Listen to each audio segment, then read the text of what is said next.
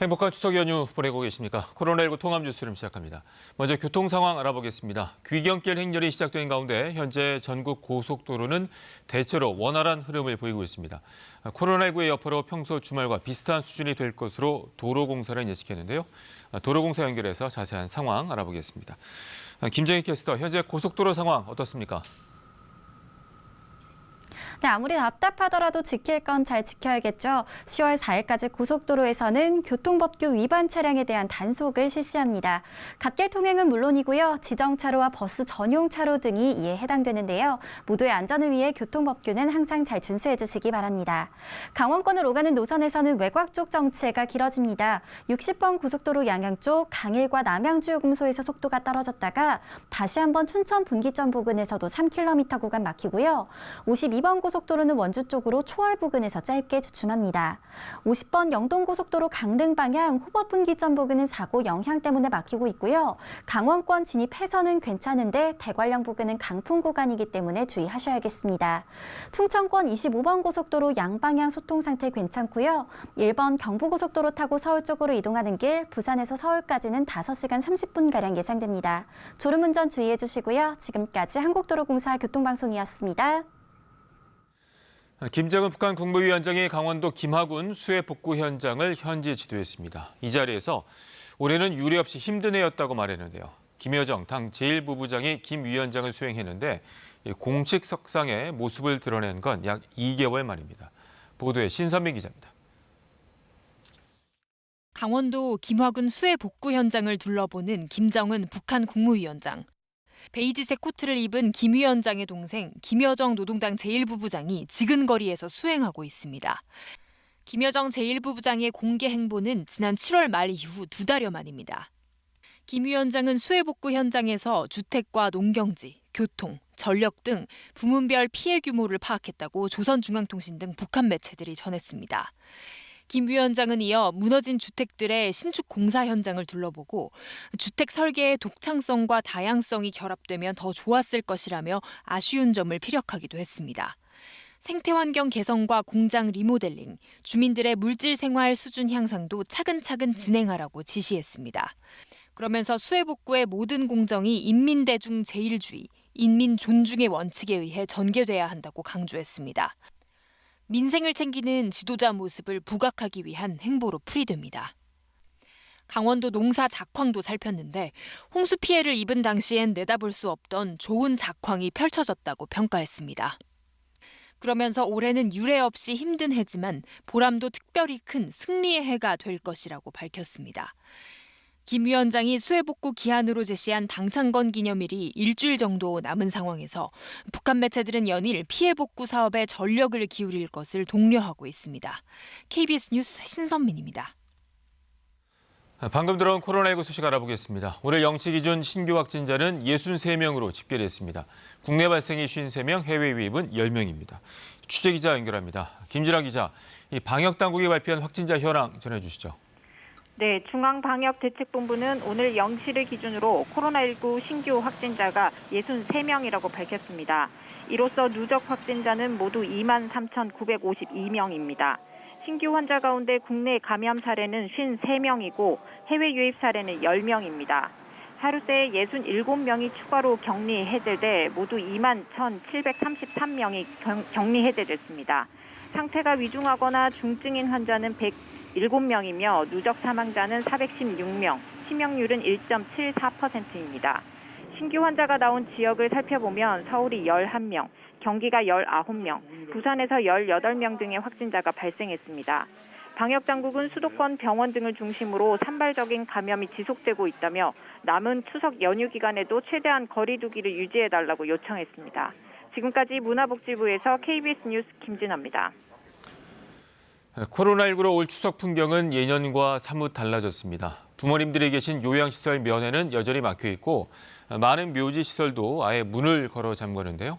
하지만 이런 상황 속에서도 가족과 함께하려는 마음은 여전했습니다. 달라진 추석 풍경, 공민경 기자가 취재했습니다. 전국 곳곳에 흩어진 가족들. 요양원에 있는 90살 이근영 할아버지를 보기 위해 한 화면에 모였습니다. 여럿이 동시 접속 가능한 영상통화를 통해서입니다. 코로나19로 요양시설 면회가 금지된 상황. 7개월 만에 마주한 얼굴에 반가움이 넘쳐납니다. 아버지 얼굴 뵈러 갈게요. 중간에 잘 살았는 거죠.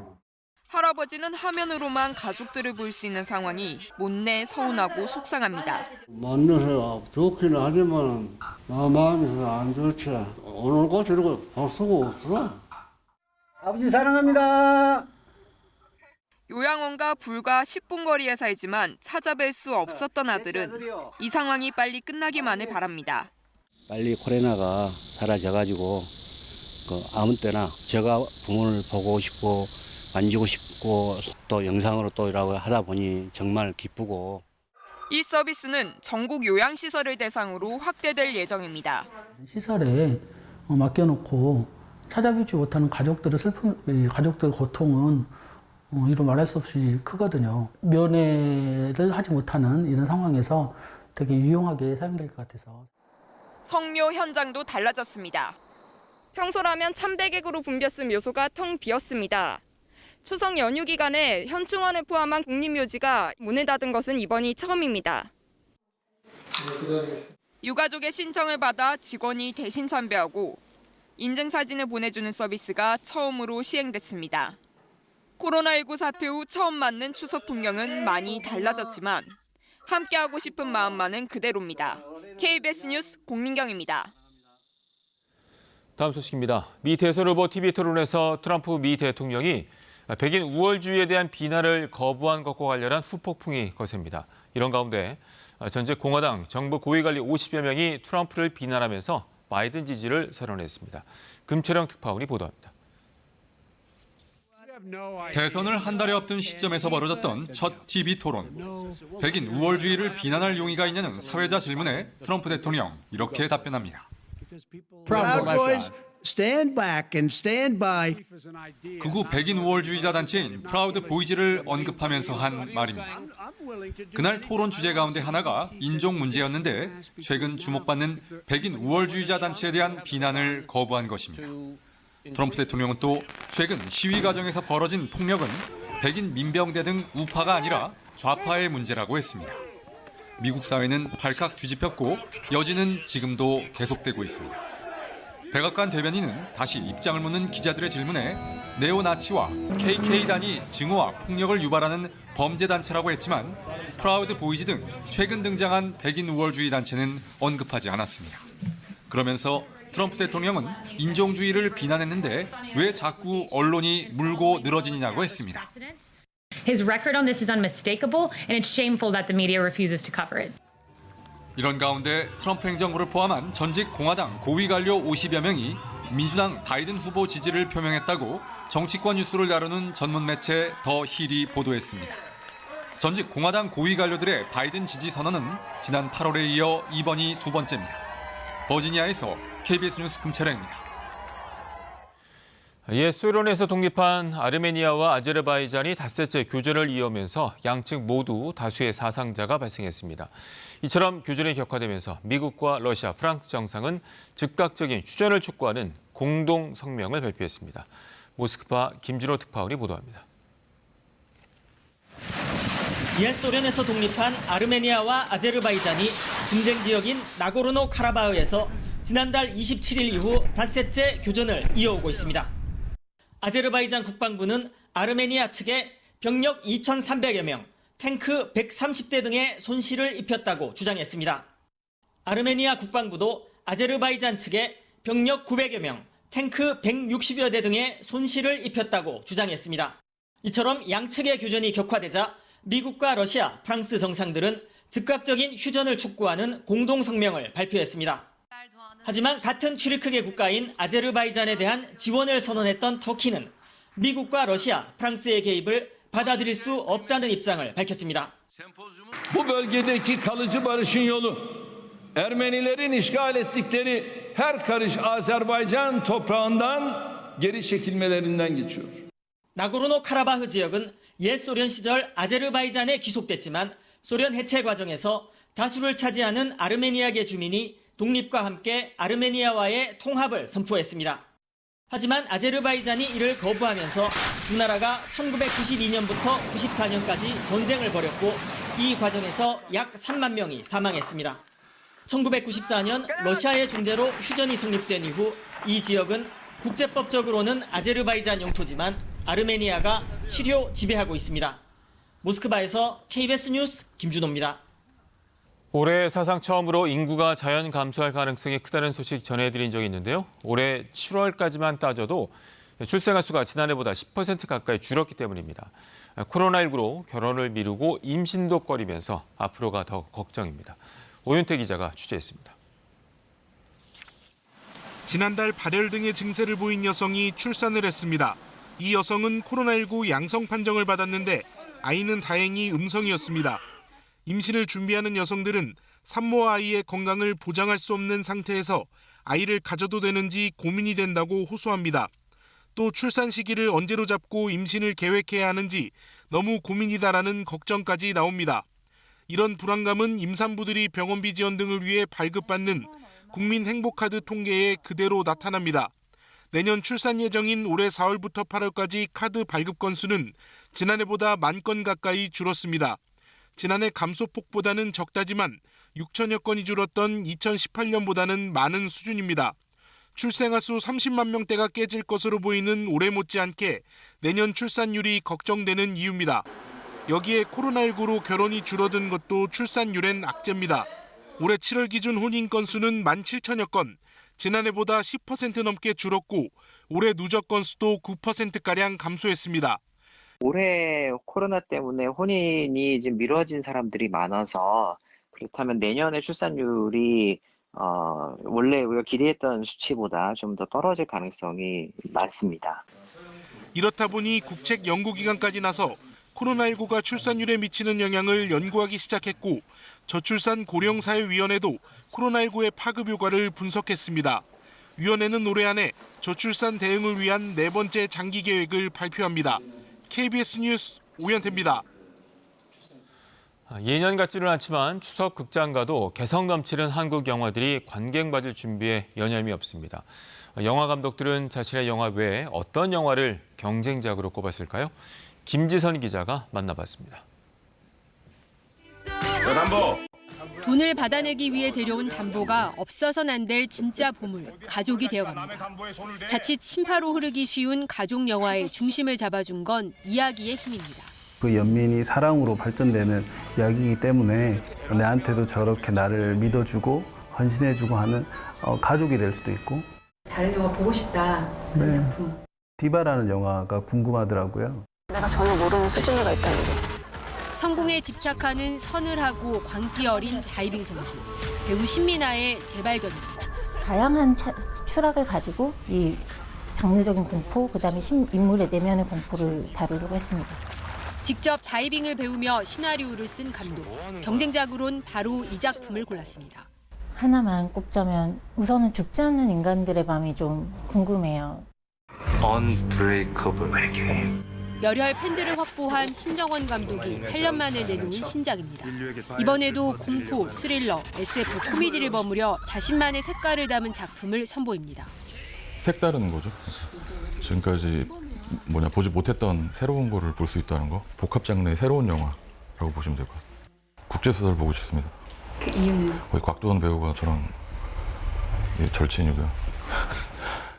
나 형사야, 엄마.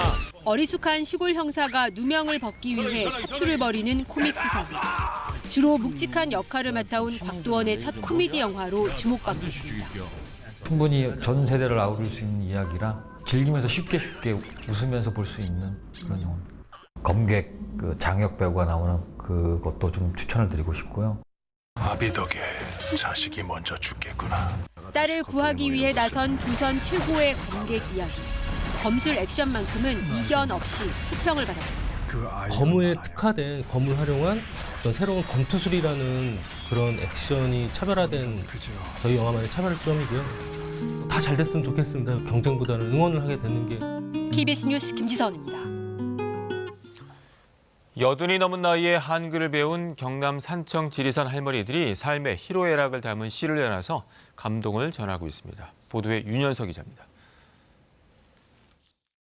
농협에 가도 우체국에 가도 내 이름을 못 인한다는 시를 쓴 88살 임분순 할머니. 그를 가르쳐준 학당이 내 얼굴에 불을 끈 119 소방서라고 표현한 작품은 경남 성인 문해교실 시화전에서 당당히 1등을 차지했습니다. 90이 다 되도록 이름 석자를 쓰지 못해 겪었던 서름을 떠올리면 눈시울이 붉어집니다. 나는 왜 이리 내 이름이 알고 적고 내가 그 마음이 들더라고. 그래서 생처에서 어디든지 글만 같이 주는 데만 있으면은 내가 걸어서 못 가면 택시라도 내가 타고 가가고. 코로나19를 주제로 시를 써서 수상한 85살 박오경 할머니. 손자는 코빼기도 보이지 않고 남편은 요양원에 있어 못 보는 상황이 15살 때 겪은 전쟁만큼 힘들다는 심정을 진솔히 표현했습니다. 시골에 부모집에도 못 오고 그런 게는 이제 만나고 싶은 사람도 못 만나고 그랬어요 내가. 찾아가는 한글 교실을 통해 생전 처음 글을 배운 경남 산청 지리산 산골마을 할머니들은 요즘은 일기 쓰는 재미도 쏠쏠합니다. 딸한테서 전화가 왔다. 엄마가 보고 싶다고. 보고 싶다고 박다시리 왔더라고. 할머니들의 마지막 도전은 초등학교 검정고시. 2번이나 떨어졌지만 또다시 도전하고 있습니다. 내 자신 그거 하면 된게나 가는 거야 또. 건강만 따라주면 끝까지 그냥 해보는 데까지 해볼게요. 산청구는 해마다 250명의 어르신을 대상으로 한글 교실과 검정고시 프로그램을 운영하고 있지만 올해는 코로나19로 잠시 쉬고 있습니다. KBS 뉴스 윤현서입니다. 기후변화가 가속화되면서 농업도 빠르게 변화하고 있습니다. 아열대 작물의 재배가 늘고 2모작을 넘어 3모작이 가능한 벼 품종 개발도 진행되고 있습니다. 유진환 기자가 취재했습니다. 망고와 생김새가 비슷한 이 과일은 북미가 원산지인 포포입니다. 망고와 파인애플, 바나나를 합친 독특한 맛이 특징입니다. 무엇보다 더위와 병충해 강해 최근 온난화에 따른 대체 품종으로 주목받고 있습니다. 우리나라 날씨가 점점점 더워지니까 그 더위에도 잘 견딜 수 있는 작물이라 제가 선택을 하게 됐습니다. 불과 2달 전 수확한 논에서는 다시 벼 이삭이 잇고 있습니다.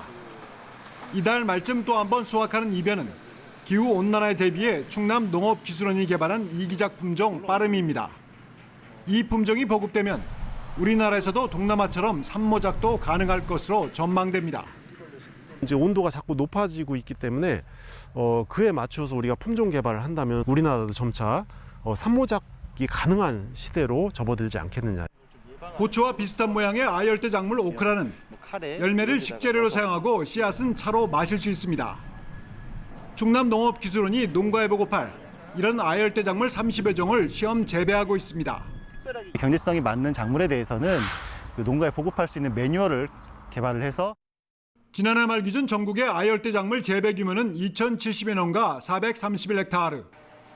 기후변화로 생육 환경이 달라지면서 농업도 생존을 위해 빠르게 변화하고 있습니다. KBS 뉴스 유진환입니다. 오늘 중부지방 곳곳에는 비가 떨어지겠습니다. 오전에 경기 북부와 강원 영서 북부를 시작으로 낮에는 서울에, 오후에는 경기 남부와 강원 영서 남부, 충남 북부 지역에 비가 내리겠습니다. 비의 양은 5에서 10mm 정도로 양이 많지는 않겠습니다. 내일은 아침까지 충청과 호남 지역에 비가 내리다가 이후에는 구름만 끼겠고요. 일요일에는 제주도에 오후부터 밤사이 비 소식이 들어 있습니다. 지금 하늘은 대체로 맑습니다. 남부 내륙 지역에 짙게 끼었던 안개도 대부분 소산됐는데요.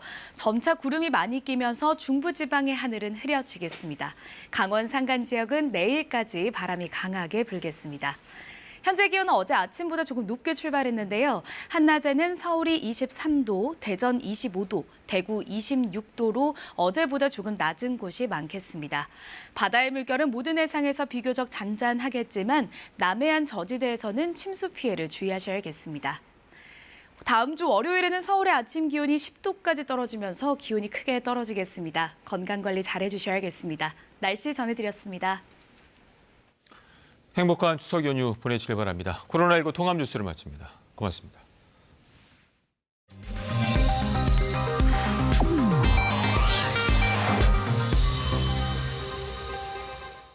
더도 말고 덜도 말고 한가위만 같아라.